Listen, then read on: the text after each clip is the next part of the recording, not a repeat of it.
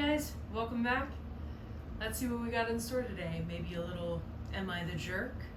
Am I the A-hole? Let's see what's up in store. Alright, first up we got Am I the jerk for refusing to confirm that my nephew lives with me after my sister has already enrolled him in my school district? My sister lives about 25 minutes from me, and the middle school near her has a pretty bad reputation. The one near my apartment is considered one of the best in the area. A few months ago, she asked me if she could use my address while applying to transfer my nephew during summer break. I thought she meant listing me as an emergency contact or saying he sometimes stays with me, which he does, maybe one weekend every couple of months. I said that was fine. Apparently, she actually enrolled him using my address and told the school he lives with me during the week. I only found out when someone from the district came to my apartment asking to verify his residency. They wanted to see his bedroom and asked which bus he will take. I panicked and I told them the truth.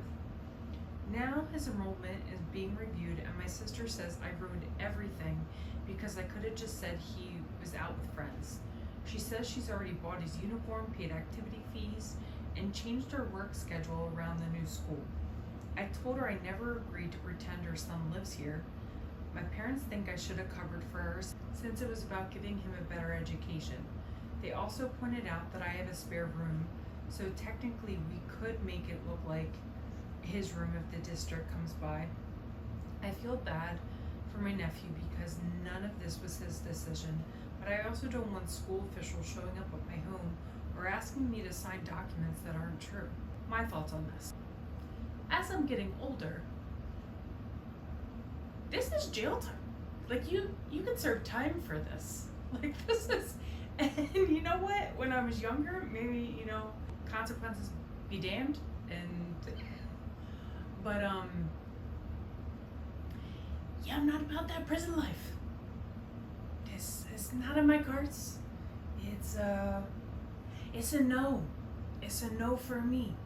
All right, next up we have, am I the a-hole for leaving my struggling life? My wife, 32, and I, 38 male, had our daughter 2 years ago.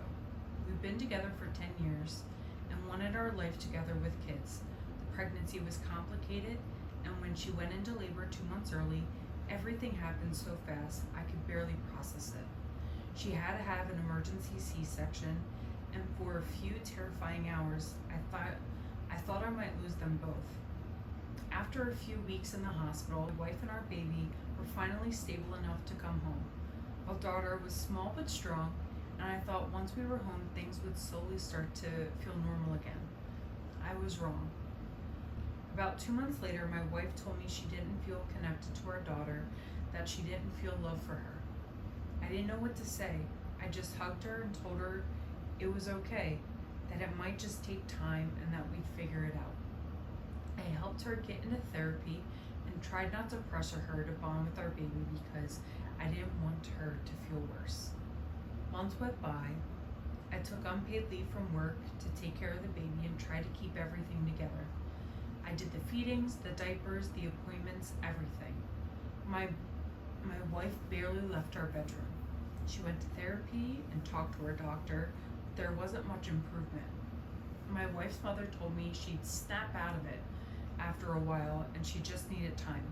So I just kept telling myself it was postpartum depression and that she'd get better eventually. When our daughter turned 1, I threw her a little birthday party. I decorated, invited both sides of the family, and tried to make it special. Everyone had a good time. My daughter was laughing. It felt like things were okay. My wife stayed upstairs the whole time. I brought her a plate of food and asked if she wanted to come down just to sing happy birthday. She told me she won't remember it anyway. I just nodded and left her alone. The next year, my wife stopped answering her therapist calls, stopped talking to me, and leaving our room complete, no matter how much I tried to talk and get her help. When it was our daughter's second birthday, I planned the entire party by myself, hoping she might finally come out and join us. she didn't. She hadn't held our daughter in months. She barely spoke to her. I finally snapped that day. I went upstairs and told her how unfair it was that our daughter didn't deserve to be ignored or treated like she didn't exist. My wife just stared at the wall and didn't say anything. I stood there for a bit, then walked out.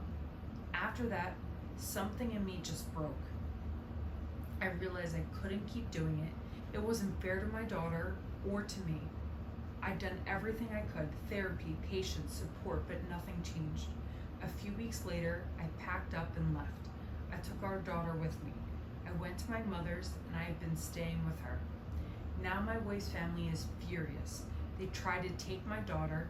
They've been calling me an insensitive piece of crap, saying I abandoned her when she was struggling, that I should have stayed and been more understanding. But I was understanding. For 2 years, I supported her through everything, even when it meant putting my own life on hold. Am I the a-hole? Mental health is tough, but you're not the a-hole.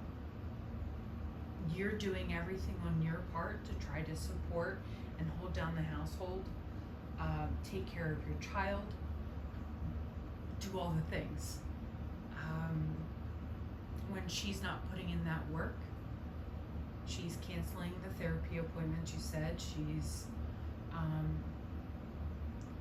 not trying to better herself. One of my courses was a social work course, and your heart just bleeds like wanting to try to help everybody. And that was one of the things the professor had to teach us, like you can only help those who want to help themselves. By you taking your daughter to your mom's house, the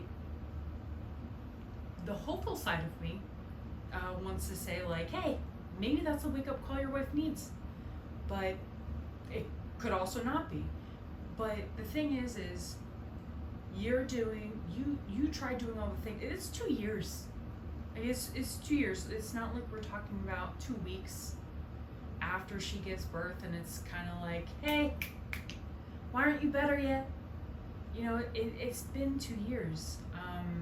It sounds like you were trying to do everything in support. Hopefully also you're in therapy to talk to a therapist about this, of what's going on, you know, ways to, you know, help support you as well. What I also want to say is thank you for choosing your daughter, for choosing your child during this situation. I'm sure it's not an easy decision to make, but you're trying to do what's best for your child. And you putting her first is what's best. Above all, I hope your daughter's thriving and just doing all the things. And my best to you both. All three of you. My best to you all. Next up, am I the a-hole for not helping my sister who became homeless just after she gave birth to her and my soon-to-be ex-husband's baby?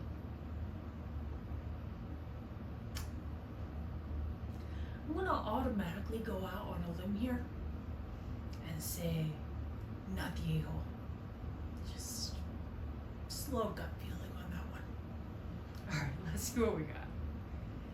My sister, 24 female, and I, 26 female, were really close our whole lives, and we moved away from our parents together when she was 18 and I was 20. I met my soon-to-be ex-husband here, and we got married, and my sister stayed close. We spent a lot of time together. Then a few months ago, I learned my sister was pregnant and my husband was the father. I ended my marriage to him immediately and told my sister I wanted nothing more to do with her, and she was on her own. I had some of her stuff at my place and left it at my ex's place for her. For the rest of the pregnancy, they were living together, and then he wouldn't let her back in after the baby was born. She called our parents from the hospital and told them she had nowhere to go, that she was looking for custody and didn't want her back, and I wasn't answering her calls. So they called me after. I heard them explain what was going on, and I told them it wasn't my problem. They tried to argue, but I wasn't having any of it. She got a place at a shelter for single parents. She's been there for several weeks on. With the custody dispute, she can't move back to her parents, and I am still refusing to help her out. My parents are angry because I won't even take her calls or reply to any messages she sent. I actually blocked her because I knew she wouldn't stop. My parents don't know that part, but they're telling me I should be ashamed of myself for turning my back on her and the baby. I told my parents I owe her and the baby nothing. I told them it was just a shame she didn't choke on his when they were behind my back. My parents called me disgusting for leaving them homeless. That I have a room and could help. Yeah, no, not the a-hole again. One, F the parents. They can go kick rocks. The audacity. Trying to rein that one in. The entitlement is real on that one. How about they step up and be parents? They are really so concerned. Why aren't they taking care of sister and the baby, their grandbaby? You're still dealing with that trauma of my husband cheated on me with my sister, and now my niece or nephew is well, if you would have stayed with them, also I'd be stepmommy and aunt. Yeah, let that one sink in. You absolutely have every right to step back, focus on you, because one, you're still dealing with, one, it sounds you're not divorced yet, so you're going through that, but also your ex-husband. Why aren't we more mad about the ex-husband kicking out the mistress, which is hilarious, but also she had the baby, so he's really showing the colors on that one. You need to step back, take time for yourself, or whenever healing looks like for you. Maybe look into some new family members.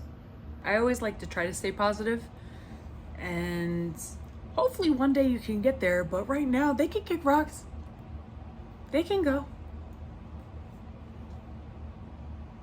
All right, that's going to be it for today, and stay tuned for the next one.